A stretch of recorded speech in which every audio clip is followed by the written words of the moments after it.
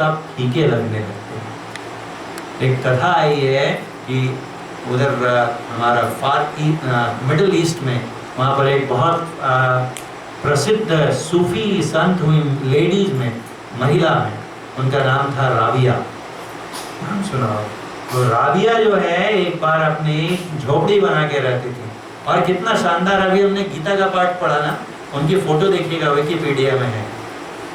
एक उनकी फोटो मतलब चित्र है, असली फोटो तो उस समय बनती नहीं थी।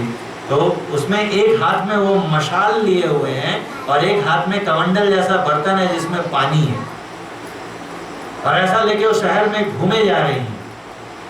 तो किसी ने उनसे पूछा कि ये क्या है, एक हाथ में मशाल, जलती हुई मशाल है तुम्हारे, और दूसरे हाथ में पानी से भरा हुआ बर्तन है, आखिर आप संदेश क्या देना चाहती हैं?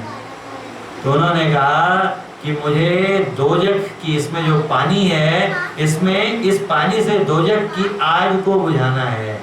दोजख कहते हैं नरक को। और ये जो मशाल है, इससे जन्नत में, बहिश्त में आग लगानी है। पागल है, लगता है सरफिरी है। उन्होंने कहा कि मैं जो मराकबा करती हूँ, जिक्र फिक्र करती हूँ, इसका ये किस लिए करती हूँ? न तो मैं स्वर्ग की कामना से करती हूँ और न नरक में जाने के डर से करती हूँ। मैं जो ध्यान, निष्काम कर्म, मैं जो ध्यान करती हूँ इसलिए नहीं करती हूँ कि let me B rewarded with place in heaven, स्वर्ग में मुझे, जन्नत में मुझे जगह मिले, इस ख्वाहिश के साथ मैं ध्यान नहीं करती, और नरक में कहीं जाना ना पड़े इस डर से भी ध्यान नहीं करती। मैं ध्यान किस लिए करती हूँ? बैठी ध्यान कर रही है अंदर में अपनी कुटिया में, और बाहर से उनका एक साथी फकीर वो आवाज लगाते हैं कि अरे ओ रबिया, बाहर आ, देख बाहर मौसम कितना सुहावना हो गया है, ठंडी हवा चल रही है, रिमझिम बूंदें बरस रही हैं, बाहर तो आ, देख कितना अच्छा समा बना हुआ है। रबिया अंदर से ही आवाज देती हैं कि तूने बाहर अंदर का दृश्य नहीं देखा है, इसलिए बाहर तुझे मजा आ रहा है। जिस घड़ी तुम्हें अंदर की लज्जत मिल जाएगी, बाहर का देखना भूल जाओ। अरे ऐ तकी तकते रहो, इन 9 द्वारों में, इस नगरी में तिमिर समाना, भूल भरम हर बार। जब तक हम लोग इस 9 दरवाजों के शरीर में रहेंगे, तब तक हमसे हर बार भूलें होती रहेंगी। कितनी बार हम लोग एक ही गलती तो कितनी बार दोहरा चुके हैं। तो आपका अनुभव है कि नहीं, नहीं बता सकता मैं, लेकिन अपने अनुभव से कह सकता हूँ कि एक कोई गलत काम करता हूँ जो मैं नहीं करना चाहता हूँ, और हो जाता है, और फिर बहुत पछताता हूँ, प्रार्थना भी करता हूँ कि हे गुरु महाराज बचाइए, क्यों मुझसे ये पाप हो जाता है, और फिर बहुत दिनों तक ठीक रहता है, और फिर किसी समय फिसल जाता हूँ, और फिर वही गलती होती है। भूल भरम हर बार बार होती रहेंगी ये भूलें। कब तक? तो जब तक 9 द्वारों की नगर में रहेंगे।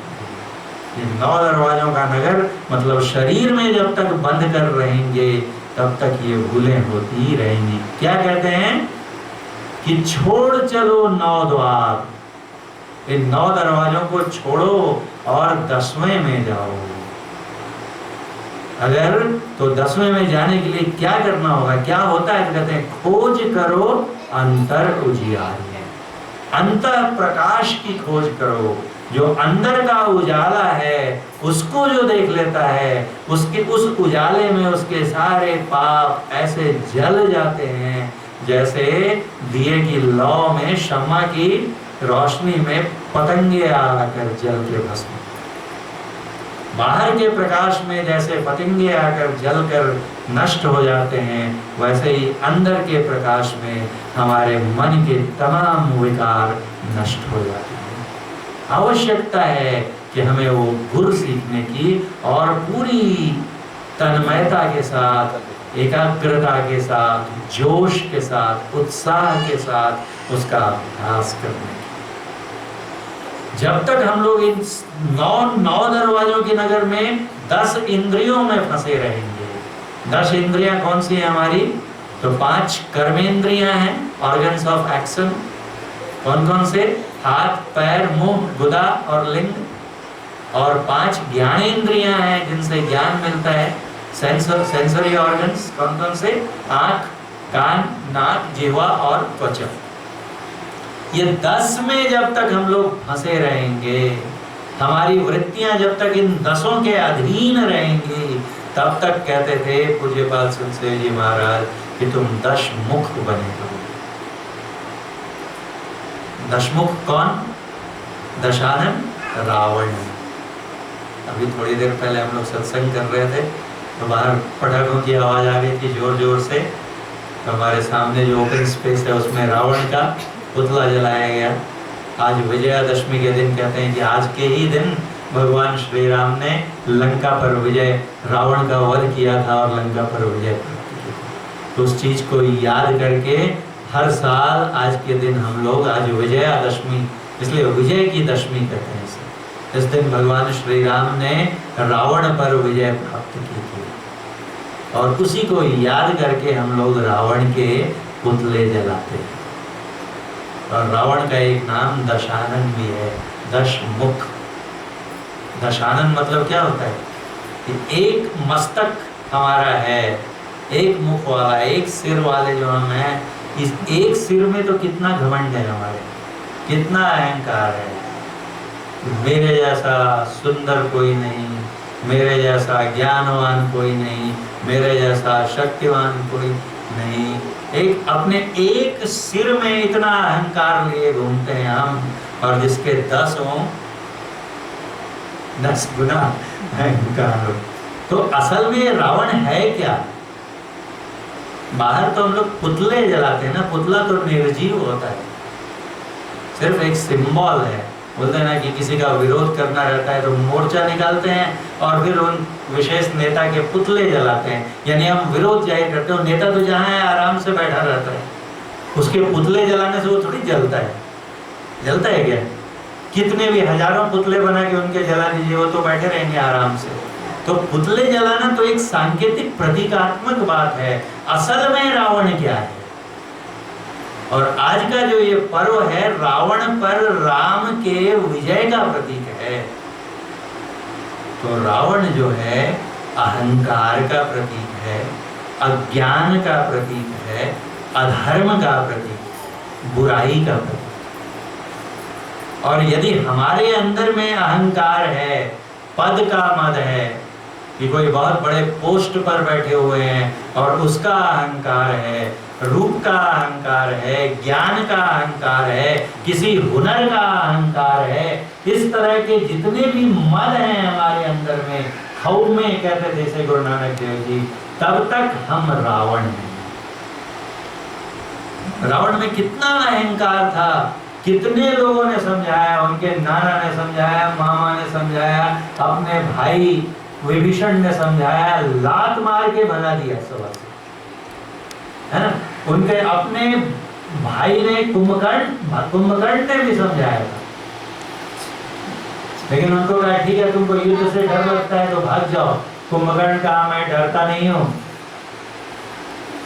जान देने से डरता नहीं हूँ भैया, सिर्फ आपको बता रहा हूँ कि तुम जो दूसरे की पर स्त्री का हरण कर कर लाए हो, ये अधर्म है।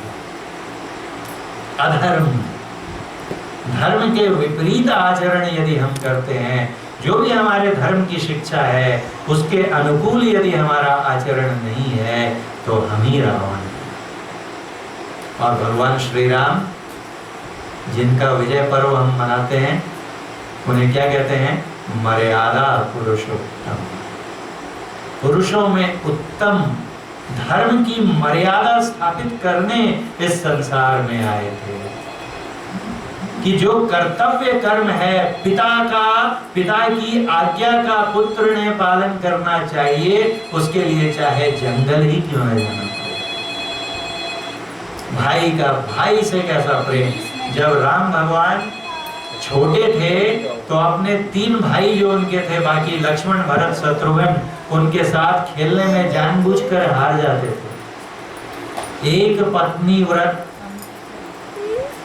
व्यभिचार से पूर्णतया मुक्त कितने उनके जीवन में देखिए गुरु की प्रति भक्ति कैसी कि जो गुरु ने कह दिया वो अकाट के लकीर हो गई। सभा में बैठे हुए हैं, सब धनुष तोड़ने का प्रयास कर रहे हैं और राम भगवान जानते हैं कि मैं एक क्षण में उस धनुष को तोड़ सकता हूँ, लेकिन उठते हैं क्या? टूट जाएगा। बैठे हुए लक्ष्मण जी से नहीं रहा जाता है ना? लक्ष्मण जी चिल्लाने लगते हैं, कंदुक एवं ब्रह्मांड उठाऊं जो राहुल अनुशासन पाऊं, है ना? और ये धनुष क्या है? ऐसे तो कितने, इसको तो गेंद ऐसे उठा दूंगा, धरती को उठा सकता हूँ, ये धनुष कौन सी बड़ी चीज है? लेकिन राम भगवान की मर्यादा देखिए, चुपचाप बैठे हुए हैं और जब तक गुरु विश्वामित्र का आदेश नहीं होता है तब तक उठते नहीं हैं और धनुष को तोड़ते नहीं। हर तरह से उन्होंने एक आदर्श राजा कैसा होना चाहिए, एक आदर्श पिता कैसा होना चाहिए, हर चीज की, धर्म की मर्यादा उन्होंने इस संसार में स्थापित की। तो अगर हम में अधर्म है तो हम ही रावण हैं, और यदि हम में धर्म आ जाए, कहते थे कि जब तक हम 10 इंद्रियों के अधीन हैं तब तक हम क्या हैं? दशमुख हैं। और यदि 10 इंद्रियों को हम अपने अधीन कर लें कि यदि मैं चाहूं तो ये आंखें देखें, यदि मैं चाहूं तो कान सुने, सामने तमाम तरह की चीजें रखी हों, भोज्य पदार्थ रखे हुए हों, लेकिन जब तक मैं आदेश न करूं, जीभ कितनी भी ललचाए नहीं खाए। ऐसा जो अपनी 10 इंद्रियों को नियंत्रण में रखते हैं, गोया 10 घोड़ों के रथ पर सवार रहते हैं। ये 10 इंद्रियां क्या हैं? तो घोड़ों से इनकी तुलना की कठोपनिषद में भी है और श्रीमद् भगवद गीता में भी है। भगवान कहते हैं आत्मानम रथिनम वित्ति, कि आत्मा को रथी समझो। रथी किसको कहते हैं? जो रथ का मालिक होता है, रथ में बैठता है। और क्या कहते हैं? आत्मानम रथिनम वित्ति। और रथ क्या है? तो शरीरम रथमेव, रथमेव च, शरीर जो है हमारा यही रथ है। और इसमें क्या कहते हैं? बुद्धिम सारथिनाम वित्ति। ये जो बुद्धि है हमारी, ये सारथी है। सारथी किसको कहते हैं? रथ चला हाँकने वाले को, उसके हाथ में लगाम रहती है जिससे वो घोड़ों को कंट्रोल करता है। वो लगाम क्या है? तो कहते हैं मनम प्रग्रहमेव च, मन लगाम है। और घोड़े, तो घोड़ों के बारे में कहते हैं इंद्रियानी हयानाहु। ये जो हमारी 10 इंद्रियां हैं यही घोड़े हैं। और घोड़े जैसे घास के पीछे, चने के पीछे भागते हैं, वैसे ये इंद्रियां किनके पीछे भागती हैं? तो विषयों के पीछे भागती हैं। तो विषयों को कहा गोचर। तो इंद्रियों पर लगाम लगाना है। लगाम क्या है? मन। और उस लगाम को अगर सारथी ढीली छोड़ दे तो घोड़े को जाना है इस रास्ते पर और देखा कि उधर बहुत हरी हरी घास है तो रथ को लिए दिए चला जाएगा उधर घास खाने।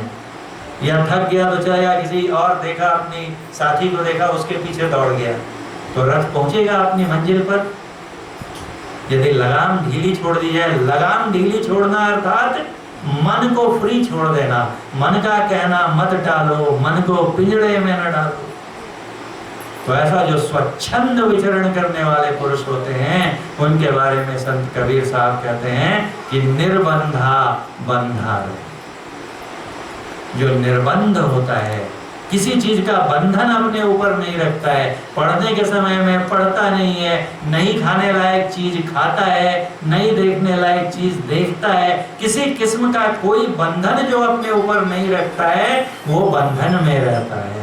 कौन से बंधन में? आवागमन के चक्र में फंसा रहता है। और बंधा निर्बंध होए, जो अपने को अनुशासन के बंधन में रखता है, पकड़ के रखता है कि नहीं करने लायक है तो नहीं करूंगा, चाहे कितना भी कष्ट क्यों ना हो, कितनी भी मुसीबतें क्यों ना हो, जो मुझे नहीं करना है वो मैं नहीं करूंगा। तो ऐसा जो बंधन में अपने को रखता है, अनुशासन में रखता है, वो बंधा निर्बंध होए, वो स्वतंत्र हो जाता है, आवागमन के चक्र से मुक्त हो जाता है, वो खुदा के समीप पहुंचता है। तो जो 10 इंद्रियों के रथ पर, 10 घोड़ों के रथ पर काबिज होता है, नियंत्रण में रखता है, वो बन जाता है दशरथ। यदि दसों इंद्रियों के अधीन अपने को हम बनाकर रखेंगे तो हम बने रहेंगे दशमुख रावण। और रावण का क्या हश्र हुआ हम सब जानते हैं। 1 लाख पूत 1.25 लाख नाती, जा रावण घर दिया न बाती। घर में शाम में दिया जलाने वाला कोई खानदान में नहीं बचा। इतना पावरफुल, इतना ज्ञानी, सभी वेदों का ज्ञाता, सितार इतना अच्छा बजाता था कि क्या कहने, सब तरह के गुण थे, लेकिन धर्म का बंधन नहीं था। और यदि हम दसों इंद्रियों को अपने नियंत्रण में रखते हैं तो हम दशरथ हो जाते हैं। और दशरथ के आंगन में कौन आते हैं? राम का प्रादुर्भाव होता है। तो यदि हम दसों इंद्रियों को काबू में करके दशरथ बनाएंगे अपने को, तो हमारे घर में राम आएंगे। तो कहते हैं कि अगर आराम चाहते हो तो राम से मिलो। राम से आकर मिलो तो आराम मिलेगा। प्रभु बिन नहीं विश्राम, दिन बीतत जावे आयु फुटावे। तो ऐसा जो राम है जिसके बारे में हमने अभी सुना भजन में कि क्या है, सब में व्यापक सबसे न्यारा, जो सब में है लेकिन सबसे अलग है। कैसे? तो कहते हैं मेहंदी में लाली। मेहंदी में लाली रहती है, दिखाई देती है क्या? लेकिन रहती है। घी दूध में घी रहता है, उसके एक एक बूंद में घी रहता है, लेकिन दिखता नहीं है। और फूल में बास समान, जैसे फूल में सुगंध होती है, वैसे ही परमात्मा है, सब जगह है, लेकिन दिखता नहीं है। क्यों नहीं दिखता है? तो कहते हैं कि हम ढूंढना चाहते हैं किससे। कबीर साहब ने बड़ी प्यारी बात कही है, कहते हैं कि भक्ति सब कोई करे, भ्रमना ना करे। कि हम लोग सब भक्ति करते हैं, लेकिन हमारा भ्रमना, हमारी भटकन खत्म नहीं होती है। क्यों नहीं होती है?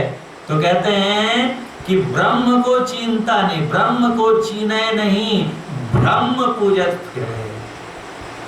परमात्मा को तो पहचानते नहीं है और भ्रम की पूजा करते रहते हैं।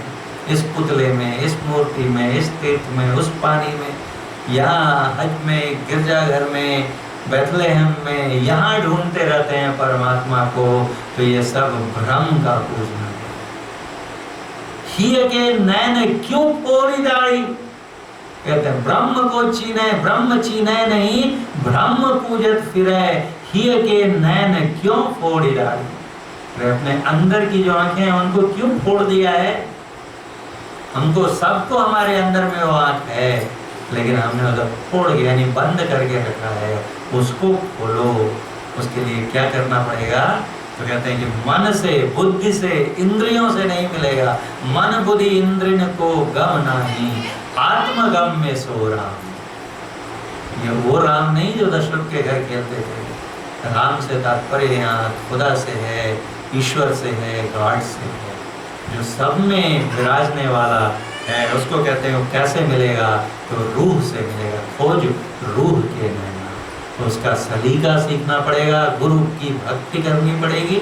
गुरु भक्ति करी, गुरु गुर लही भजी, और तब क्या होगा?